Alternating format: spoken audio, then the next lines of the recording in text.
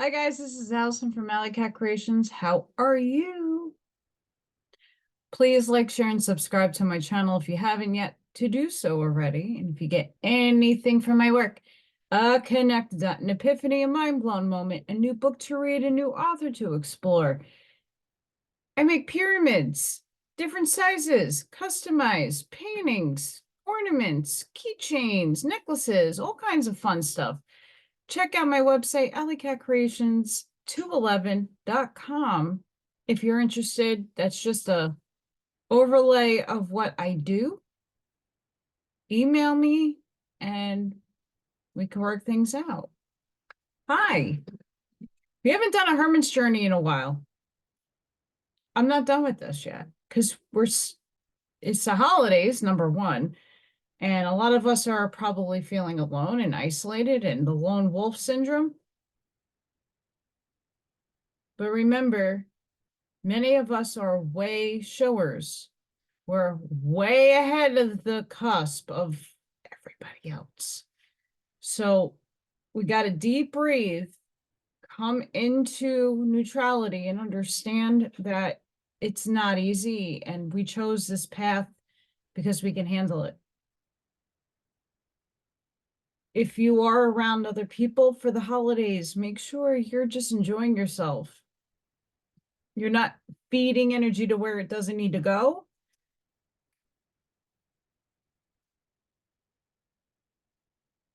And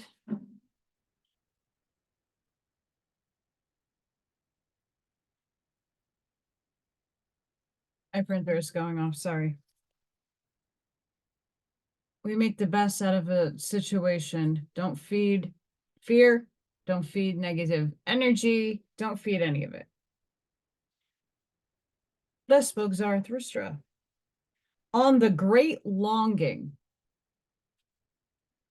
Oh, my soul, I taught you to say today, and one day, and formally, and to dance away over all here and there and yonder.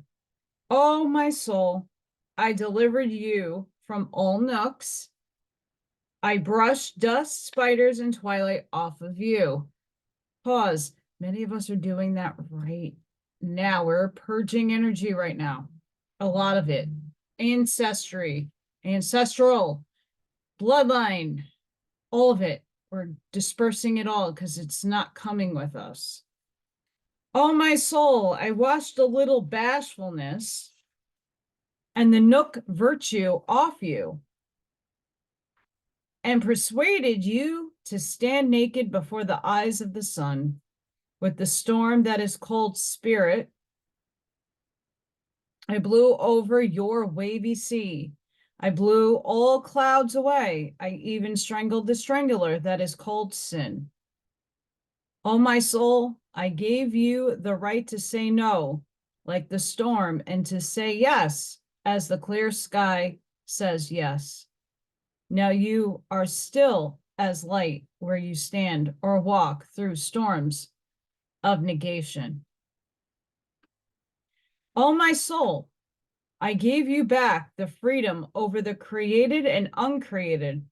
And who knows, as you know, the tumultuous delight of what is yet to come.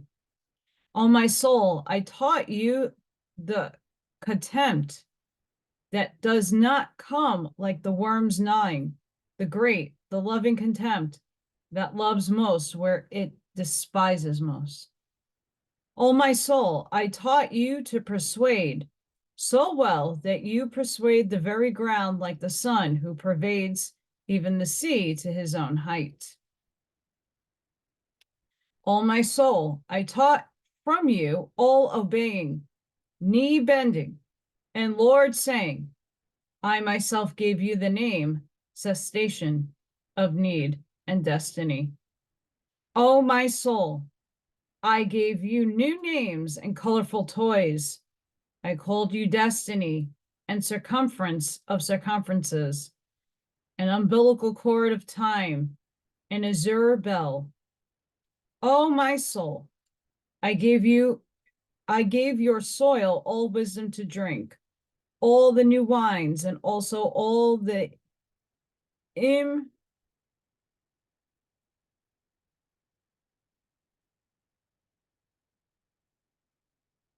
immorality, old strong wines of wisdom. It's spelled like in Old English. Weird. Oh, my soul, I poured every sun out on you, in every night, in every silence, and every longing. Then you grew up like a vine. Oh, my soul, over rich and heavy, you now stand there, like a vine with swelling udders and crowded brown golden grapes, crowded and pressed by your happiness, waiting in your superabundance, and still bashful about waiting. Oh, my soul, now there is not a soul anywhere that would be more loving and comprehending and comprehensive. Where would future and past dwell closer together than in you? Oh, my soul, I gave you all, and I have emptied all my hands to you. And now, you say to me, smiling and full of melancholy, which of us has to be thankful? Should not the giver be thankful that the receiver received? Is not giving a need, is not receiving mercy. Oh, my soul, I understand the smile of your melancholy. Now your own over richness stretches out longing hands. Your fullness gazes over roaring seas and seeks and waits. The longing of over fullness gazes out of the smiling skies of your eyes. And verily, oh my soul, who could see your smile and not be melted by tears? The angels themselves are melted by tears because of the over graciousness of your smile. Your graciousness and over graciousness did not want to lament and weep.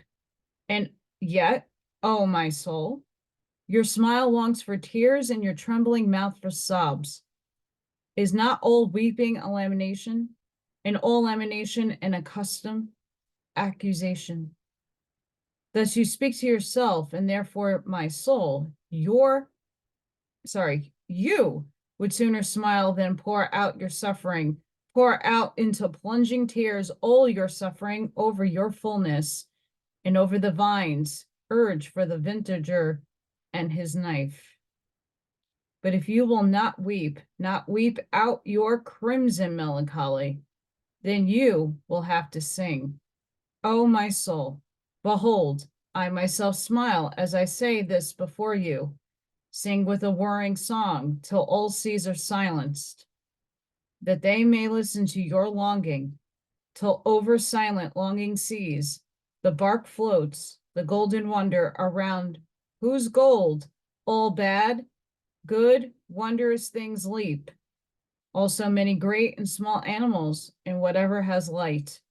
Wondrous feet for a running on paths blue as violets toward the golden wonder.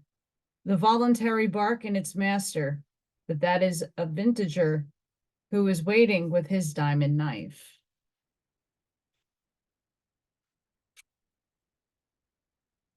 You are so terribly weary. I'll carry you there. Just let your arms sink. And if you are thirsty, I have got something, but your mouth does not want it to drink. Oh, the damned nimble, supple snake and slippery witch. Where are you? In my face, 2 red blotches from your hand itch. I am very wearily of always being your sheepish shepherd. You witch, if I have so far sung to you, now you shall cry. Keeping time with my whip, you shall dance and cry. Or have I forgotten the whip? Not I. Then life answered me thus, covering up her delicate ears. O Zarathustra, don't crack your whip so frightfully. After all, you know that noise murders thought. And just now such tender thoughts are coming to me. We are both two real good for nothings and evil for nothings, beyond good and evil. We found our island and our green meadow, we two alone. Therefore, we had better like each other. And even if we do not love each other from the heart, need we bear each other a grudge if we do not love each other from the heart? And that I like you often too well that you know. And the reason is that I am jealous of your wisdom. Oh, this mad old fool of wisdom. If your wisdom ever ran away from you, then my love would quickly run away from you too. Then life looked back around and thoughtfully and said softly, "Oh, Zarathustra, you are not faithful enough to me. You do not love me nearly as much as you say. I know you are thinking of leaving me soon. There is an old, heavy, heavy growl bell that growls at night, all the way up to your cave. When you hear this bell strike the hour at midnight, then you think between 1 and 12, you think, oh, Zarathustra, I know it, of how you want to leave me soon. Yes, I answered hesitantly, but you also know, and I whispered something into her ear right through her tangled yellow foolish tresses. You know that, oh, Zarathustra, nobody knows that. And we looked at each other and gazed on the green meadow over which the cool evening was running. Just then, and we wept together. But then life was dearer to me than all my wisdom ever was. Thus spoke Zarathustra. How many of you is your soul speaking to you? Your higher self is speaking to you. I read this particularly because beyond good and evil, we find our island in our green meadow. You still have to live life. Even if you're not in divine neutrality just yet, you still have to live life. You still have to traverse this world, this matrix, this time continuum. We are never promised tomorrow.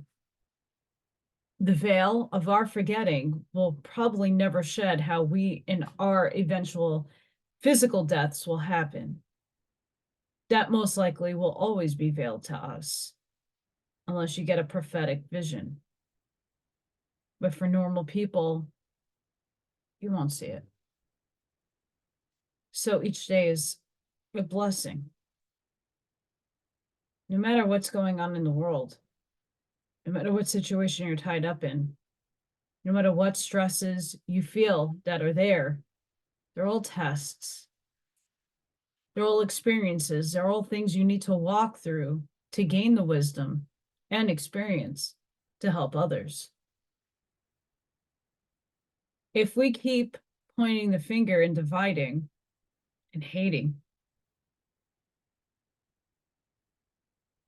you're not seeing the other side. You're only seeing the one side that you choose, your bias. Choose both. Choose beyond it. There's a magical,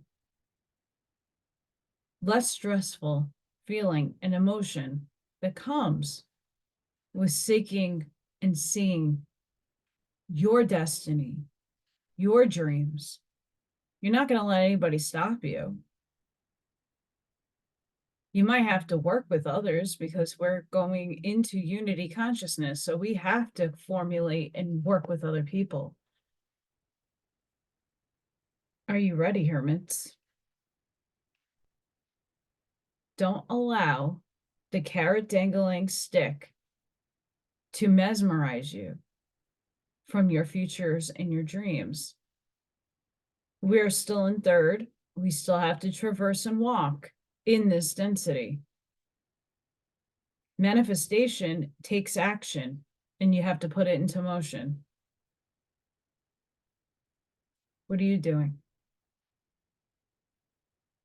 Are you walking your truth? Are you walking your authenticity? Are you walking straight? Are you listening to your soul? Are you listening to your higher self? those of you who can't hear it just yet, wait, it's coming. Oh, it's coming. We've all traversed that cave. The first episode, Plato's Allegory of the Cave. We saw beyond the reflection. We maneuvered around the shadows. We're healing our shadows. That doesn't ever stop. We're healing ourselves constantly. We're looking at life as experiences, learnings, teachings, challenges, wisdom. We are seeing the God in thyself. We understand the challenges. We are in it to win it each and every day. We have to make the most out of the bad situation, and they do occur. Nothing is just roses and thorns. They're both. You get a complete flower with aspects of thorns and beauty and great smell.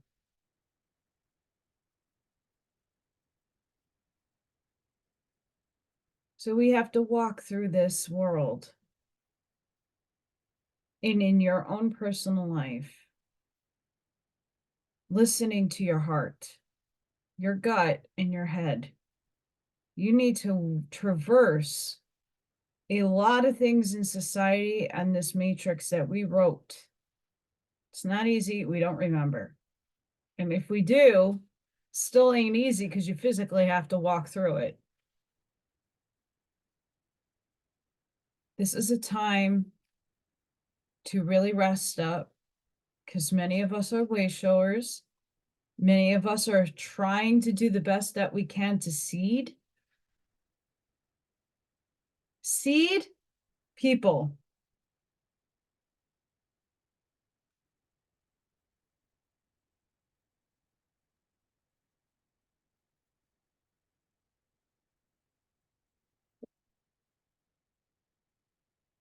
I have another part, but I wanted to, we're closing in on this book.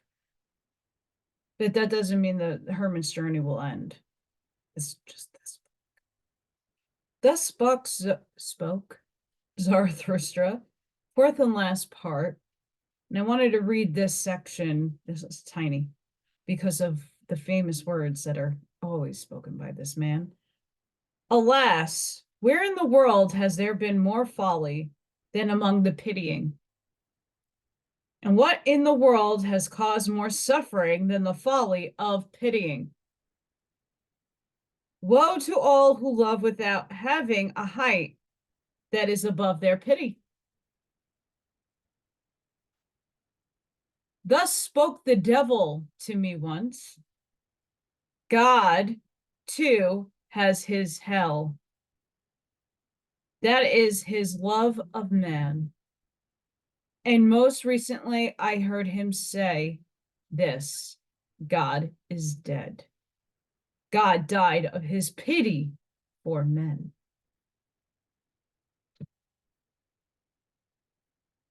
Thus spoke the devil to me once. God too has his hell. That is his love of man. And most recently, I heard him say this: God is dead. So the quote is taken completely out of context when you hear he said God is dead, right? What God is he speaking of?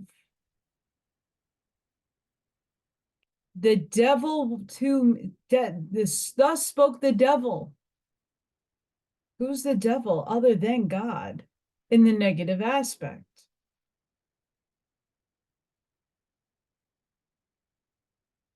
It's taken completely out of context. Just says God is dead. Okay, but in what reference to the quote? That's the devil's perspective. Is God, it could be many gods. It could be prime creator. It could be the God within the devil. God died of his pity for man.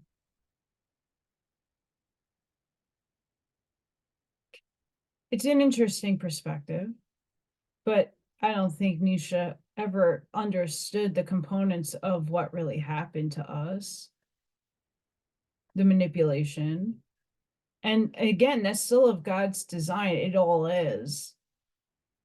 We are just becoming aware of what has been done, and we have to accept what has been done because there's no changing those outcomes. The only thing you, as this character on this stage, needs to do is live a righteous, moralistic life and love yourself. Know the God within, know the divinity within you. It's all we're being asked to do. And in the meantime, we can all go about helping each other find thy God inside.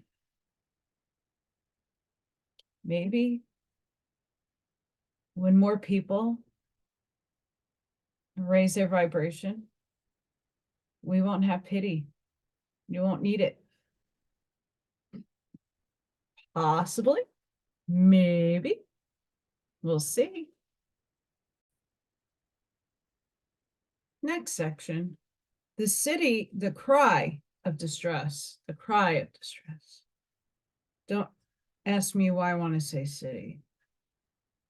That's upstairs. The next day, Zarathustra again sat on his stone before his cave. While the animals were roaming through the outside world to find new nourishment, also new honey, for Zarathustra had spent and squandered the old honey down to the last drop. But as he was sitting there, a stick in his hand, tracing his shadow on the ground, thinking, and verily, not about himself and his shadow, he was suddenly frightened, and he started. For beside him, his shadow. Sorry, guys, my brain. For besides his own shadow, he saw another shadow. And as he looked around quickly and got up, behold, the soothsayer stood beside him, the same he had once feted at his table, the proclaimer of the great weariness, who taught, all is the same, nothing is worthwhile, the world is without meaning, knowledge strangles. But his face had changed meanwhile, and when Zarathustra looked into his eyes, his heart was frightened again. So many ill tidings and ashen lightning bolts ran over his face. The soothsayer, who had noticed what went on in Zarathustra's soul, wiped his hand over his face as if he wanted to wipe it away. And Zarathustra did likewise. And when both had thus silently composed and strengthened themselves, they shook hands as a sign that they wanted to recognize each other. Welcome, said Zarathustra, you soothsayer of the great weariness. Not for nothing were you once my guest. Eat and drink with me again today, and forgive a cheerful old man for sitting at the table with you. A cheerful old man, the soothsayer replied, shaking his head. But whatever you may be or want to be, Zarathustra, you shall not be up here much longer. Soon your bark shall not be stranded anymore. But am I stranded? Zarathustra asked, laughing. The waves around your mountain, replies the soothsayer, are climbing and climbing. The waves of great distress and melancholy. Soon they will lift up your bark too and carry you off. Zarathustra fell silent, and at that, and was surprised. Do you not hear anything yet? Continued the soothsayer. Does it not rush and roar up from the depth? Zarathustra remained silent and listened, and he heard a long, long cry, which the abysses threw to each other and handed on, for none wanted to keep it, so evil did it sound. You proclaimer of ill tidings, Zarathustra said finally. This is a cry of distress and the cry of a man. It might well come out of a black sea. But what is human distress to me? My final sin, which has been saved up for me, do you know what it is? Pity, answered the soothsayer, from an overflowing heart, and he raised both hands. O Zarathustra, I have come to seduce you to your final sin. And no sooner had these words been spoken that the cry resounded again, and the longer and more anxious than before, also much closer now. Do you hear? Do you hear, O Zarathustra? The soothsayer shouted. The cry is for you. It calls you. Come, come, come! It's time. It is high time. Then Zarathustra remained silent, confused, and shaken. At last he asked, as one hesitant in his own mind, and who is it that calls me? But you know that, replied the soothsayer violently. Why do you conceal yourself? It is the higher man that cries for you. The higher man, cried Zarathustra, seized with horror. What does he want? What does he want? The higher man, what does he want here? And his skin was covered with perspiration. The soothsayer, however, made no reply to Zarathustra's dread, but listened and listened toward the depth. But when there was silence for a long time, he turned his glance back and saw Zarathustra standing there trembling. Oh, Zarathustra, he began in a sad tone of voice, you are not standing there as one made giddy by his happiness. You had better dance lest you fall. But even if you would dance before me, leaping all your side leaps, no one could say to me, behold, here dances the last gay man. Anybody coming to his height, looking for that man, could come in vain. Caves he would find, and caves behind caves, hiding places for those addicted to hiding. But no mines of happiness or treasure roams, or new gold veins of happiness. Happiness, how should one find happiness among hermits, and those buried like this? Must I still seek the last happiness on blessed isles, and far away between forgotten seas? But all is the same, nothing is worth while, no seeking avails, nor are there any blessed isles anymore. Thus sighed the soothsayer. At his last sigh, however, Zarathustra grew bright and sure again, like no one emerging into the light out of a deep gorge. No, no!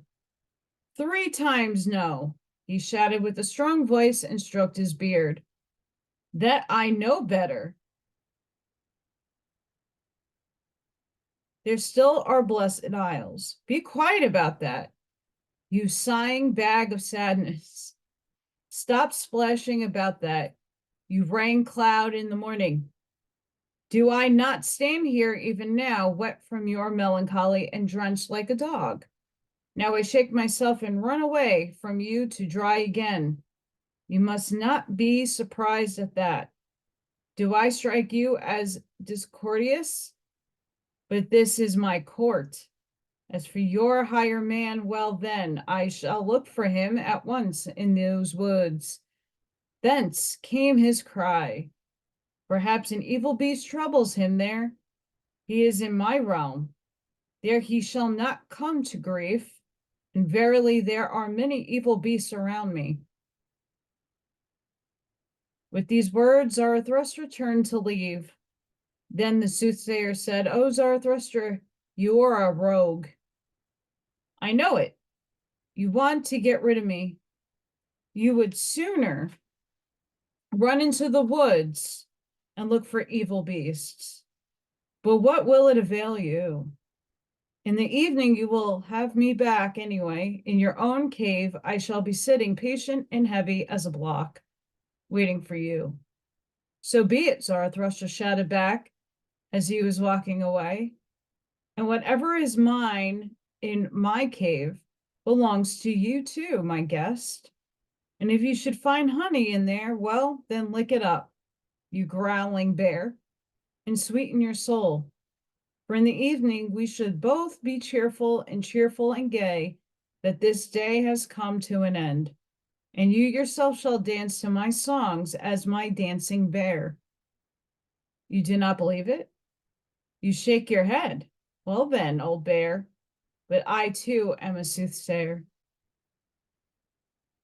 Thus spoke Zarathustra. There's a lot there, a lot to unravel. Are you falling for the soothsayer? Because why aren't you one? Why are you being deceived and falling for everybody else's words? It's perception. When you look past somebody's perception, that's just their own opinion, their own feelings. What about yours? You created this world. You create your reality. Why aren't you the soothsayer of your life?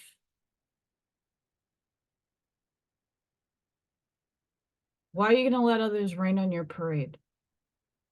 Gloom you up?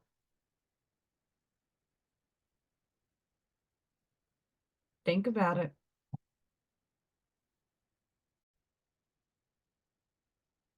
Last reading I'm going to do for today, the Leech. And thoughtfully, Zarathustra went further and deeper through woods and past swampy valleys, but as happens to everybody who reflects on grave matters, he stepped on a man unwittingly.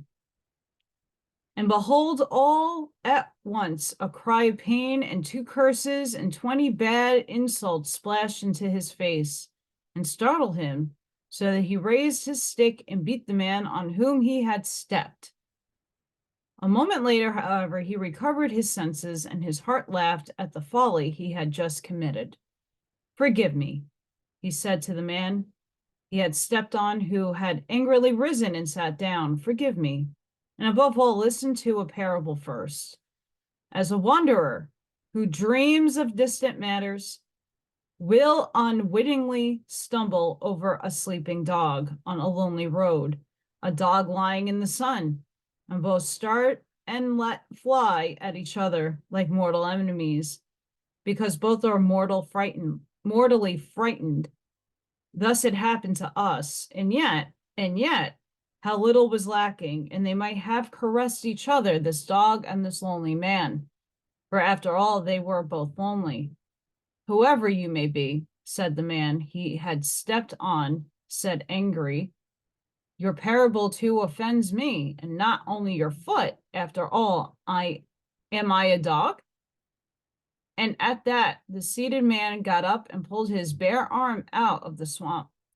For at first he had been lying stretched out on the ground, concealed and unrecognizable, as one lying in wait for some swamp animal. But what are you doing? Cried Zarathustra, startled, for he saw that much blood was flowing down the bare arm. What has happened to you? Did a bad animal bite you, you poor wretch? The bleeding man laughed, said angrily, what is that to you? He said, and wanted to go on. Here I am at home and in my realm. Let whoever wants to ask me, but I certainly won't answer a bumpkin. You are wrong, said Zarathustra, full of pity, and he held him back. You are wrong. This is not your realm, but mine, and here nobody shall come to grief. Call me whatever you like. I am who I must be. I call myself Zarathustra. Well, up there runs the path to Zarathustra's cave, which is not far. Do you not want to look after your wounds in my place? Things have gone badly for you in this life, you poor wretch. First the beast bit you, and then the man stepped on you. When the man who had been stepped on heard Zarathustra's name, he changed completely. What is happening to me? He cried out. Who else matters to me anymore in this life but this one man, Zarathustra, and that one beast which lives on blood, the leech? For the leech's sake, I lay here beside this swamp like a fisherman, and my arm, which I had cast, had already been bitten 10 times, when a still more beautiful leech bit, seeking my blood, Zarathustra himself. Oh happiness, oh miracle! Praise be this day that lured me into this swamp. Praise be the best, the most alive cupper living today. Praise be the great leech of the conscious Zarathustra. Thus spoke the man who had been stepped on, and Zarathustra enjoyed his words and their fine, respectful manner. Who are you? He asked and offered him his hand. There is much between us that remains to be cleared up and cheered up. But even now, it seems to me the day dawns and draws pure and bright. I am the conscientious in spirit, replied the man, and in matters of the spirit there may well be none stricter, narrower, and harder than I, except he who I have learned it, Zarathustra himself. Rather know nothing than half know much. Rather be a fool on one's own than a sage according to the opinion of others. That's a big quote right there. I go to the ground. What does it matter, whether it be great or small, whether it be called swamp or sky? A hand's breadth of ground suffices me, provided it is really ground and foundation. A hand's breadth of ground, on that one can stand. In the conscience of science, there is nothing great and nothing small. Then perhaps you are the man who knows the leech, Zarathustra asked. And do you pursue the leech to its ultimate grounds, my conscientious friend? Oh, Zarathustra, replied the man who has been stepped on, that would be an immensity. How could I presume so much? That of which I am the master and expert is the brain of the leech. That is my world, and is a world too. Forgive me, that here my pride speaks up, for I have no equal here. That is why I said, here is my home. How long have I been pursuing this one thing, the brain of the leech, lest the slippery truth slip away from me here again? Here is my realm. For its sake, I have thrown away everything else. For its sake, everything else has become indifferent to me. And close to my knowledge lies my black ignorance. The conscience of my spirit demands of me that I know one thing and nothing else. I loathe all the half in spirit, all the vaporous that hover and rave. Where my honesty ceases, I am blind, and I also want to be blind. But where I want to know, I also want to be honest. That is hard, strict, narrow, cruel, inexorable. That you, O Zarathustra, once said, spirit is the life that itself cuts into life, that introduced and seduced me to your doctrine. And verily, with my own blood, I increase my own knowledge. As is quite apparent, Zarathustra interrupted, for the blood still flowed down the bare arm of the conscientious man, 10 leeches having bitten deep into him. Oh, you strange fellow, how much I learn from what is apparent here, namely from you. And perhaps I had better not pour all of it into your strict ears.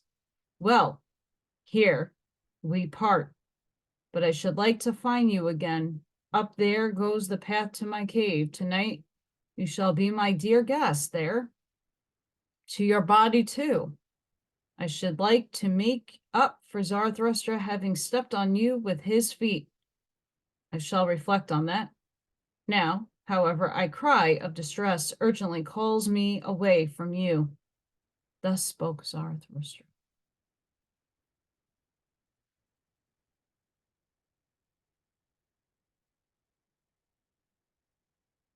That is to reflect upon. Very much so. What's been going on in our world and who's been controlling our world. And how you have to treat others who know not or think they know, but they don't know not. We're in interesting times, and as we all traverse this world, we have to look at both sides, beyond the good and evil. How are you walking through that path, that cave, the swamp?